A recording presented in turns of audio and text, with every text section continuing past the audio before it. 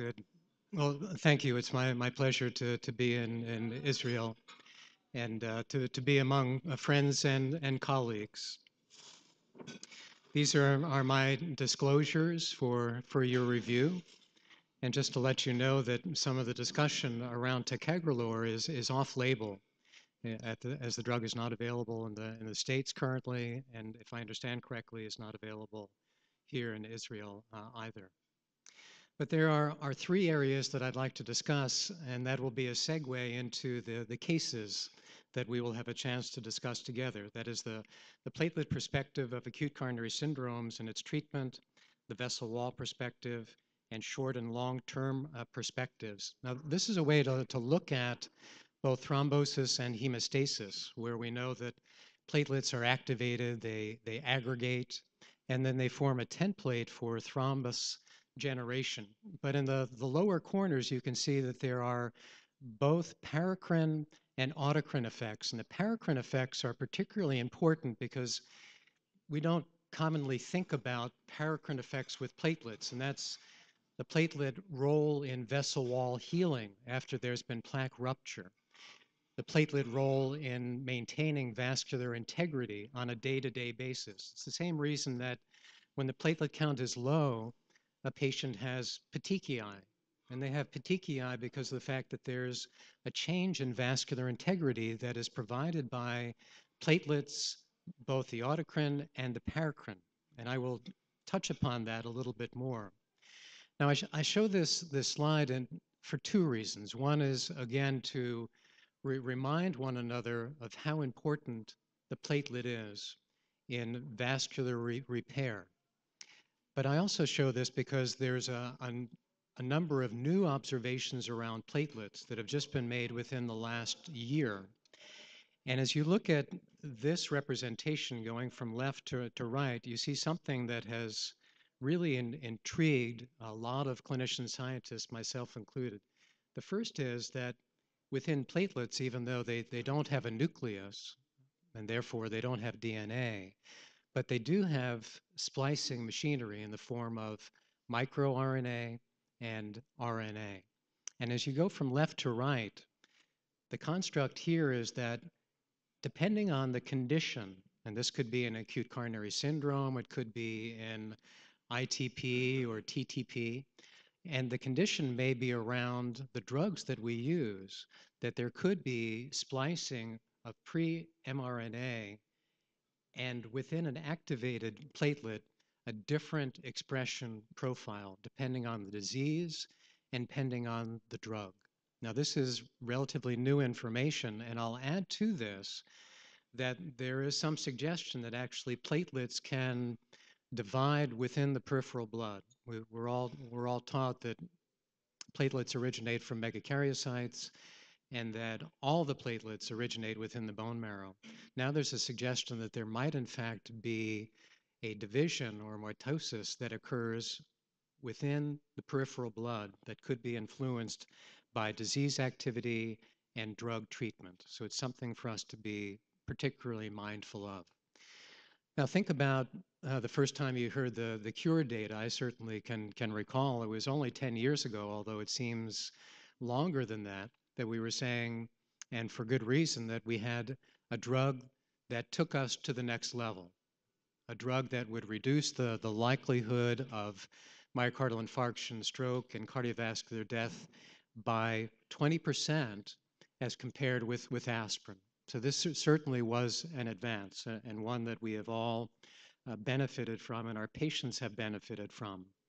Similarly, when you look at the next generation of P2Y12 receptor antagonists in the form of prasugrel, once again, you have a 20% reduction in the likelihood of death, myocardial infarction, and stroke as compared with aspirin and clopidogrel. So once again, we were all pleased that the field continued to advance and that we had options that we hadn't had before. The challenge was that we also came to understand that there was a delicate balance for how robustly we could inhibit the platelet. And the thought being that as we pushed and push, that we may reach a threshold above which we don't derive additional benefit, but we do pay a price with regard to bleeding. So in TRITON TIMI 38, certainly saw the benefit, but we saw some of the risk with regard to fatal bleeding, particularly in patients of older age, lighter body weight, and individuals who had had a prior ischemic stroke. But there is additional good news around the TRITON data, and that is when you looked at landmark analyses and the primary endpoint measure, that you saw early benefit, and then you saw some continued benefit. But obviously, as clinicians, we're always looking to see what the residual effect may be. And what I mean by that is, are our patients, do they remain at risk for recurring events over time? And the answer is yes, they remain at risk with prasugrel and with clopidogrel. So the fundamental question that was asked is, can we improve upon this? And we don't have head-to-head comparisons between new generation P2Y12 receptor antagonists, but we do have new drugs. And I know that many of you participated in the PLATO trial. It was an international effort. There are 43 countries that were involved. A large phase 3 randomized blinded trial of ticagrelor and aspirin versus clopidogrel plus aspirin. And the question that I had asked in the development of ticagrelor, which initially was AZD 61140, and I was involved with some of the early investigation with that compound and an IV compound that AstraZeneca was developing called Cangrelor, which subsequently transitioned to the hands of the medicines company. And that is, what was unique about it? Was there something distinct about this compound and how it approached P2Y12 inhibition? And certainly we recognized very early on that it was direct. It didn't require metabolic activation, that it would have rapid onset when given orally, in part because of bioavailability and in part because it didn't require metabolism, that it had reversible binding, and that is represented by some of these graphics that I'll walk you through in a moment, and that we certainly wanted to test it in a broad patient population. So the phase 2 program in Disperse and then subsequently in PLATO, obviously we want to develop drugs that all of us can use as clinicians. We don't want to have drugs that are boutique drugs or so targeted that we have a hard time when we see our patients to say, well, gee whiz, I don't think that was really tested in a large-scale clinical trial. So that's what PLATO was all about. But in terms of the reversible effect, I think this is worthwhile going over. When you look at the P2Y12 receptor, and then there's a specific ADP binding site. So in hemostasis and in thrombosis, ADP touches down on a particular site. And as you can see, ticagrelor binds to a different site on the P2Y12 receptor, not on the ADP binding site. And then it is released. So it's not for the lifespan of the platelet, unlike aspirin and thienopyridine derivatives. And you say, well, what does that really mean? It was our hope going in with the design of the drug that in settings where a patient would be at risk for bleeding, such as in interventional procedures or surgical procedures, and there are high concentrations of ADP, that you would have the ability to bind ADP and perhaps restore some element of hemostasis. Now, keep in mind that ticagrelor, like many drugs that have reversible binding, they continue to go on and off the receptor. They don't stay on the receptor. This is a dynamic equilibrium that is seen with a lot of drugs that are competitive antagonists or stoichiometric antagonists as well. So during one of those periods where it's off the receptor, if ADP can bind, that you have a platelet that participates in hemostasis. It was a hypothesis, but we were intrigued by that going into the program. In terms of its onset of action, similar to prasugrel, rapid onset, even though prasugrel has to go through a one-step metabolic process to derive its active metabolite, you have rapid onset of action with prasugrel at 60 milligrams, certainly much more so than clopidogrel at a loading dose of 600 milligrams, and this is the principal TIMI 44 data as published in Circulation. Paul Goebel published in Circulation the onset offset, and you can see the rapid effect of a loading dose, typically 180 milligrams, as used in the PLATO trial as compared with Clopidogrel. And it has a maintained effect and then starts to dissipate over time. And certainly that dissipation is more rapid than Clopidogrel. We're still trying to determine what the ideal time may be for patients undergoing invasive procedures or bypass surgery. So by way of review, this audience knows well. It's the PLATO study design. It was a moderate to high risk non-ST elevation myocardial infarction cohort, and then an ST elevation myocardial infarction cohort if primary PCI was to be performed. And again, the design was to make it as real world as possible. If you're going to do a trial in 43 countries, it better be real world in many parts of the world, not just in any one country.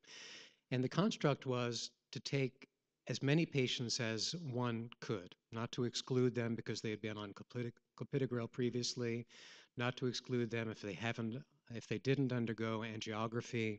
So an all-world patient population randomized in a blinded fashion to Clopidogrel or Ticagrelor. You can see the loading doses and then the options for additional loading dose for patients going on to PCI. We wanted there to be at least 6 to 12 months of exposure. Again, as clinicians, if we had anything less than that, it would be hard to fit it into our practice. And it's very hard to determine the safety profile of a drug unless there's adequate exposure. The primary endpoint measure was a composite of death, cardiovascular death, myocardial infarction, or stroke. And then there were secondary endpoint measures of cardiovascular death, MI, or stroke in patients intended to have an invasive management. And so this was asked upfront, do you intend to take the patient to the catheterization laboratory, and a variety of other secondary outcome measures as you see listed here. And then the primary safety endpoint was a PLATO bleeding definition of total major bleeding. And the question, of course, is why did we feel it necessary to come up with yet another bleeding risk score? Wasn't a TIMI risk score, wasn't a Augusto risk score, an acuity risk score adequate? And we didn't feel that they were for the following reason. All of those scores that I've mentioned were designed during a time where fibrinolytic therapy, acute interventions were being performed. So they perform well in the acute setting, but they don't perform well in terms of long-term exposure, which is what we wanted to discern as well as in the acute setting. And that's where the PLATO definition was derived from. As the group knows, when all was said and done, looking at Kaplan-Meier curves at 12 months, that there was a 16% relative risk reduction in the primary outcome measure, favoring Ticagrelor over Clopidogrel, and that was highly significant. If we then break it down into its component parts, I think this is one of the most intriguing features of the trial, and that the primary endpoint measure was met. Then when we started to look in a hierarchical fashion, as stated in our statistical analysis plan, total death, myocardial infarction, and stroke, cardiovascular death, myocardial infarction, severe recurrent ischemia, and then down the line that we saw a reduction, including in cardiovascular death. And it had been quite some time that a trial of acute coronary syndromes had shown a reduction in cardiovascular death. There was not a reduction in stroke. So what does that mean? Well, for me, it means that it's very difficult in a trial of acute coronary syndromes to see differences in stroke because it's typically not powered to do so. So I wouldn't look at these data and say that Ticagrelor couldn't be used for stroke. I look at them and say that there may be an opportunity for study, for further investigation. But it also means that death from any cause, because the hierarchical approach to secondary endpoints states you continue to go down your list of endpoints until you reach an endpoint that is not statistically significant. So then after that, death from any cause would be considered exploratory. And I think that's a very, very important point to make in this regard. Now, stent thrombosis, still a problem. I know in looking at your ACEs data that your rates of stent thrombosis are 1.4% at 30 days, similar to what we see in the States. In fact, our rates may be somewhat higher. So in the PLATO study, when this was looked at and as part of the primary manuscript for definite stent thrombosis, that there was a reduction by about a third. And as you know, most of the events of stent thrombosis are more in the acute setting, but some will be late events. And that's the reason to do a trial such as is ongoing right now in the form of Pegasus and other trials where we're trying to better understand how long do we need to continue dual antiplatelet therapy. Is 3 months adequate? Is 6 months adequate? Is 1 year adequate?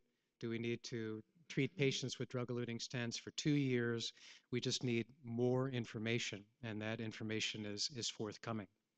So again, this is the time to secondary outcome events in the form of myocardial infarction and cardiovascular death. A very intriguing observation in the current environment. And this is the group, and this was published by Chris Cannon in The Lancet in 2010. This is the planned invasive substudy in hospital. A large proportion of individuals undergoing cardiangiography, primary PCI for ST elevation MI, other PCI before discharge, PCI total, and then coronary bypass. You can see the numbers, and they're very similar to the ACEs numbers as I reviewed for 2010 as to what proportion of patients will go for coronary angiography, what proportion of patients will go on to PCI. Perhaps a slightly lower percentage of patients in Israel seem to be going for bypass surgery in the first 30 days as compared with what we saw, and certainly as compared with the practice that we have in the United States, where it's still about 10% or so of our patients that go for bypass surgery within 30 days of an acute coronary syndrome. I suspect those numbers will continue to come down over time as we become a little bit more facile in doing multivessel PCI. Our drugs are getting better. Our equipment is getting better as well. So this is the primary endpoint measure for the PLATO invasive study. Very similar and consistent with what we saw in the overall platelet population with regard to the reduction in events. Actually, the 16% relative reduction is exactly what was seen in the overall cohort as was seen in those with an invasive study that was planned. These are the primary and the secondary efficacy outpoints that are listed.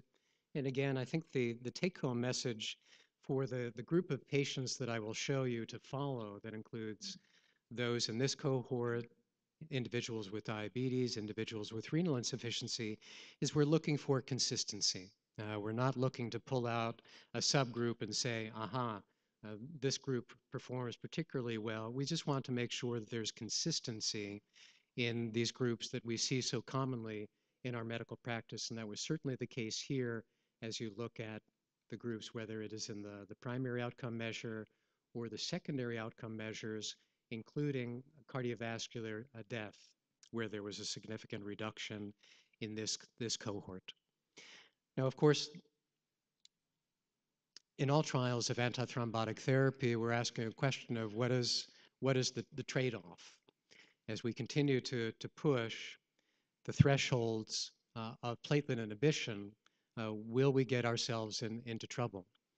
This is an overview of the time to major bleeding as a primary safety outcome measure.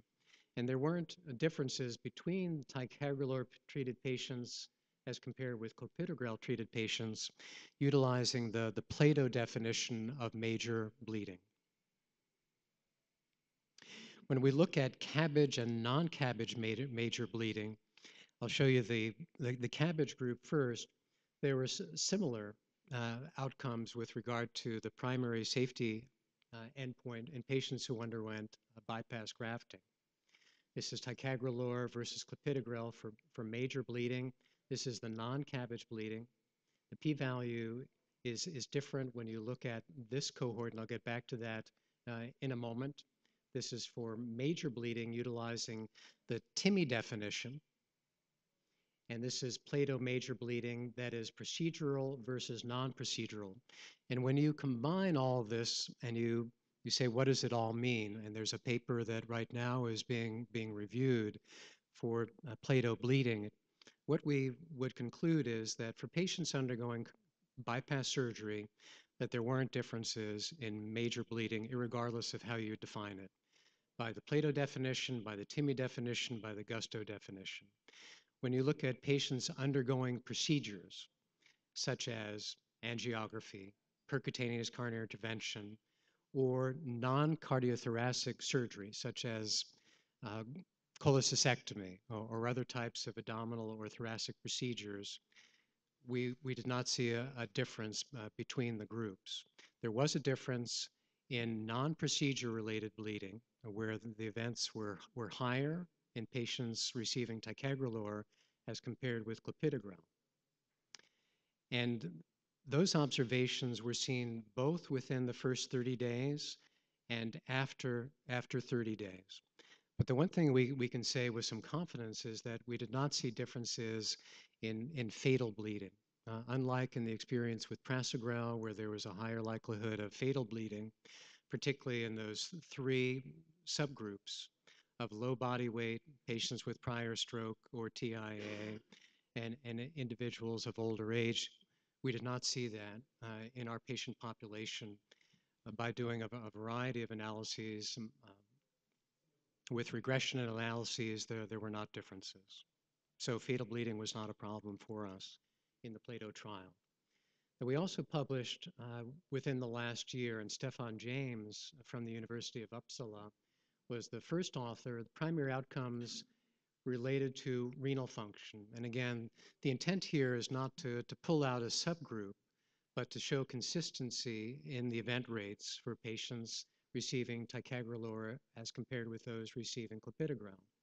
And as you go from a creatinine clearance that is as low as 30, so this would be considered advanced renal insufficiency, to those with normal renal insufficiency, if anything, when you use a forest plot, that there was a greater relative degree of benefit in patients treated with ticagrelor.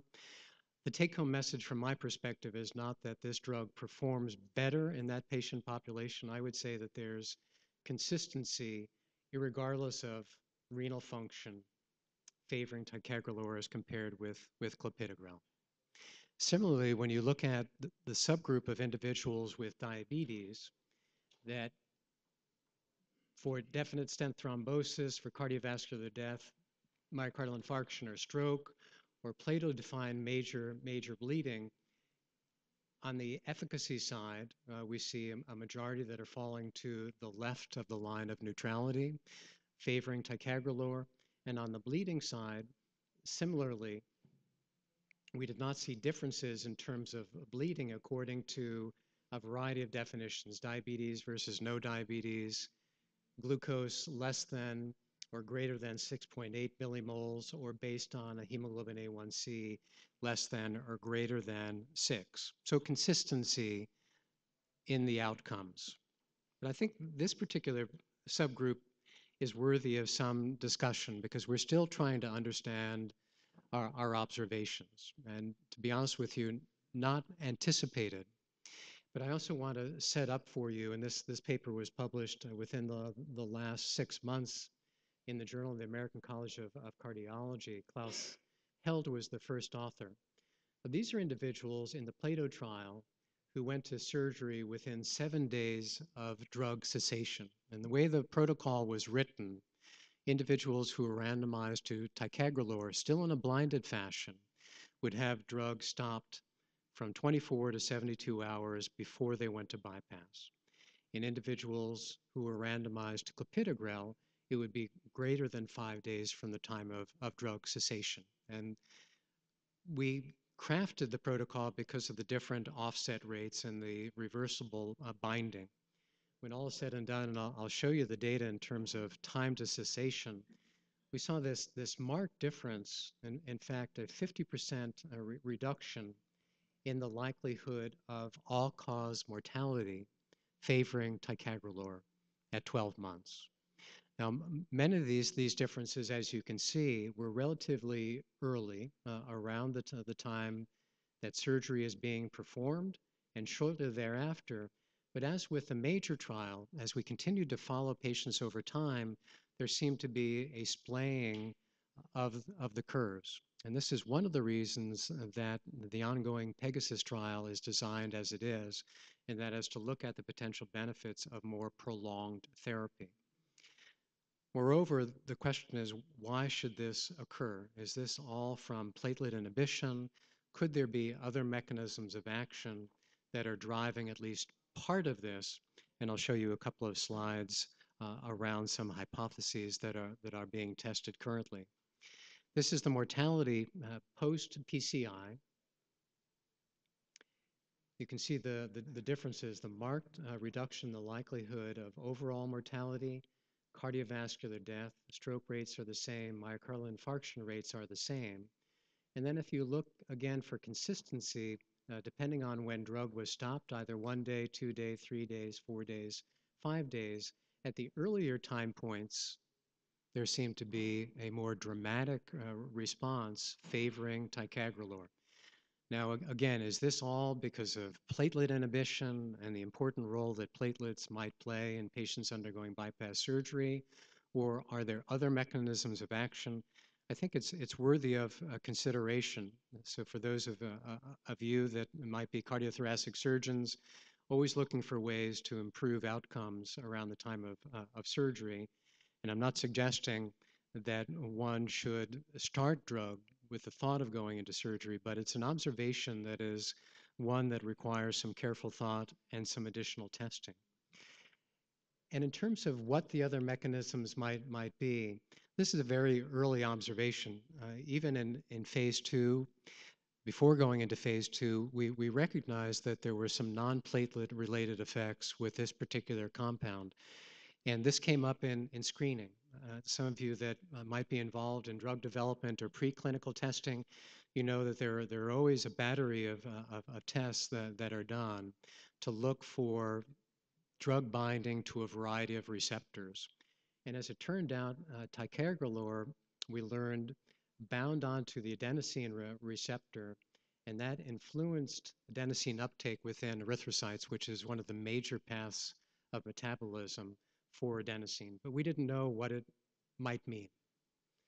Similarly, there are experimental agents that increase endogenous concentrations of adenosine that had been shown to improve the recovery of cardiac function after ischemia and reflow, as might occur with balloon inflation, as might occur following coronary arterial bypass surgery when someone comes off pump.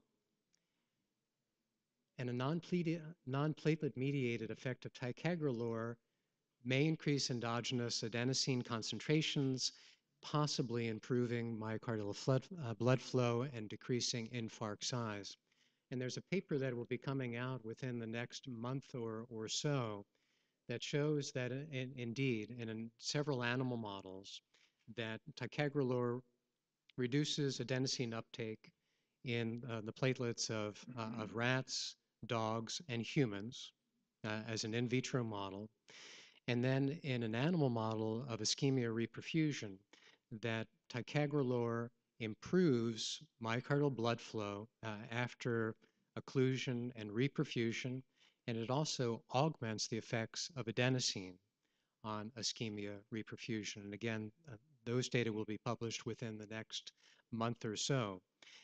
It's a hypothesis, and it's worthy of some consideration, not solely around ticagrelor, but it may be that there are other drugs that would offer that effect, and particularly in certain settings where a particular benefit would be expected. Now, as a pre-specified part of PLATO, uh, we are performing metabolomic studies to look at the metabolism of adenosine. Many of you may know the various steps of adenosine and its varying breakdown products to eventually get down to allantoin. So we have a platform for metabolomics, and patients that we will be studying that had blood collected within PLATO, and we should have those results probably within the next month or two to show the metabolome of patients on ticagrelor as compared with clopidogrel, and trying to build the story around adenosine as well as platelet inhibition in patients. We're combining the metabolomics with a variety of other omic platforms. So for those of you that do translational science, what we have as a part of PLATO includes 10,500 patients with DNA, extracted DNA. We have blood samples for metabolomics, for proteomics. We do not have blood for transcriptomics, but the intent is to look across a variety of platforms in the PLATO trial, combine that information with the large clinical data set, and try to look as deeply as we can at mechanisms for benefit and also mechanisms for potential risk around bleeding. So we were fortunate to have a very large biorepository that was established as a part of the PLATO trial to answer some of these questions and hopefully move the field forward. So I'd like to conclude, firstly by again thanking you for the kind invitation to come to this most prestigious meeting. It's my first visit to Israel, and all I can say is that it's a very special place for many reasons for me, and I brought my son with me, and he feels the same way. And in concluding around PLATO and moreover where we are, there's a perspective in terms of inhibiting platelets where it seems clear that looking over the past 10 years with clopidogrel, with prasugrel, and more recently with ticagrelor, that inhibiting the platelet and the P2Y12 receptor more robustly gives us an opportunity to advance the field beyond where we had been previously. We have to be mindful of the effect and the very important effect that platelets have on the vessel wall in terms of what does this really mean for long-term robust platelet inhibition and some of the off-target effects. Could it be that adenosine not only has some effect in terms of ischemia reperfusion, but because of the high density of adenosine receptors within the vasculature, could there be some protective effect there that helped to minimize fatal bleeding in the PLATO trial and also helped us in terms of the diverging curves over time? But we certainly have to be mindful of both the short and the long-term perspectives with regard to the platelet, the vessel wall, and ways that we can optimize treatment that I'm sure we'll talk about more in the panel discussion. So thank you for your attention.